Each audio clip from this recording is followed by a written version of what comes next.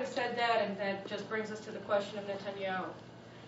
The Clinton administration was extremely hostile towards Netanyahu when he was prime minister because they were addicted to the Oslo process. And Bill Clinton came to Israel in 1996 to personally campaign for Shimon Peres. I remember because I got to shake his hand. And, I mean, he came, he made up this imaginary counter-terror conference in Sharm el-Sheikh, which was just a lie, and was going out of his way to get Shimon Peres elected. He failed, and so he sent his own election advisors to Israel in 1999 to personally oversee Barak's campaign that year to oust Netanyahu from power.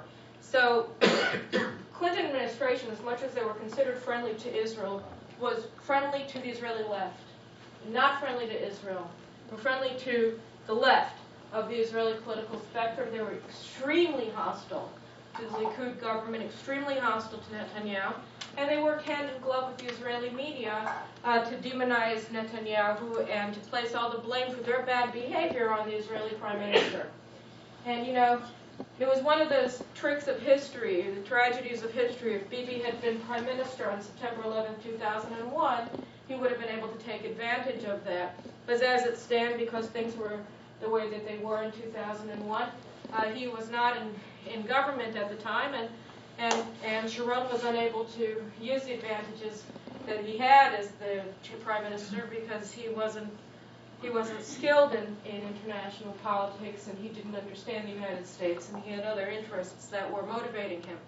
And so you had, instead of being able to capitalize on the friendliest environment Israel had ever had in the United States, Bibi, who understands the United States better than any other Israeli politician understands it, if there are elections and if he is elected, if a Likud does get asked to form the next government, he is going to be in a very delicate situation, and we haven't even begun to speak about President Peres and what he's going to do if Bibi becomes the prime minister. But that's also a factor that has to be brought into the equation, and Peres, of course, was elected for 7 years. So you have a lot of different complexities going on here in terms of what can and cannot happen. But I think that, you know, and I will end it with the last question that I said I wasn't going to answer about the media, but it's important to understand because how a politician is perceived by the public, whether it's the international public, whether it's the American public, whether it's the Israeli public, what have you, is largely a function of what the media says about him or her and how he is presented to the people and the public rather than what he or she actually says or does. And so the question of how the Israeli media became so biased and so one-sided in Israel is a sociological discussion, but I will just say, which I guess this entire lecture has been, but I will just say one thing, which is that the Israeli media market is very heavily regulated, and I'll just give you one example. The law today says that if you have a radio station, you're operating a radio station, you are not allowed to have your own news broadcasts. You must use the broadcasts, the hourly updates on the news, either of Israel State Radio or of Army Radio. You're not actually allowed to read news that you write. You have to use somebody else's news. So these are the kinds of laws that have to be amended. And a lot of this has to do with legislatures also understanding that they have a role to play in this and trying to pass laws that are proactive as opposed to reactive. And Netanyahu has spoken of the need to do that many times with the open sky policy of trying to allow the market forces to come into play. And I think that really this all redounds back to, you know, if I go back to my American roots, question of free market and competition. Because just as we see in the marketplace, when you have market distortions, right, and you don't have free competition, if you have monopolies or oligarchies or what have you that are in control of a market or cartel, that you have market distortions in terms of pricing, in terms of the information flow that the public has about particular products, and therefore you can eventually lead to failed markets or to distortions that are not things that a free market would have, because in a free market you assume competition, you assume free flow of information about various businesses and products. Just as this is true in business, so it is true in the realm of ideas. And in Israel, what we have is a market failure in the marketplace of ideas. We have a non-competitive market that doesn't allow the free flow of information.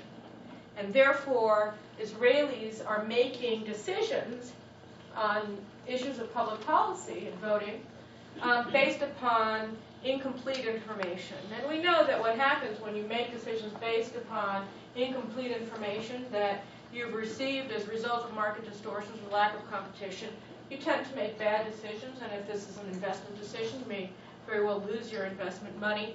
And therefore, just as we seek in our business practices to have maximum amount of information and free markets, so too in the realm of ideas you need that. And, you know, and that is something that politicians in Israel have to advance through legislation mainly, and by lowering barriers to entry into the media. But it's also a question of individuals being able to have the vision to do these things, and having businessmen understand that there's a real, you know, market for ideas that aren't being presented to the Israeli public or packaged in a way that's palatable to the Israeli public.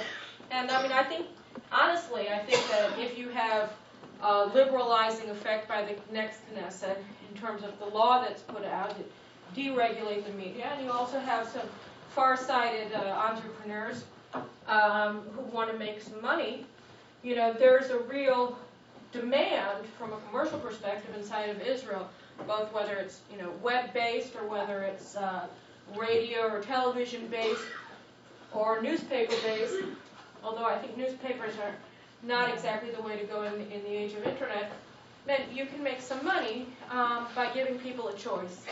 So, you know, is there any good news? Yes, because I think that the Israeli people are very smart.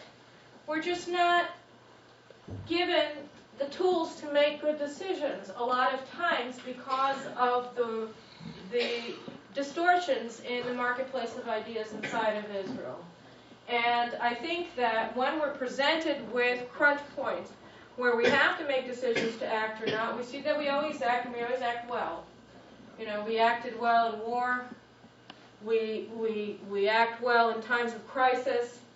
And we act well in general if we just look at the economy and how it's booming. We see that the economic choices that Israelis make, the military choices that Israelis make, the lifestyle choices that Israelis make, we see that when it's based upon proper amounts of information, that our economy is booming and will probably continue to boom. And we see that enlistment rates in reserves during war is 130%. And we see that the Israeli people are the most giving and open people to helping one another during war, when you had over you had several 100,000 Israeli homes open their doors to their brothers and sisters who were forced to flee from the north. And you have a real sense of shared faith. And I think that a lot of the problems that we have in Israel are a result of market failures in the realm of ideas.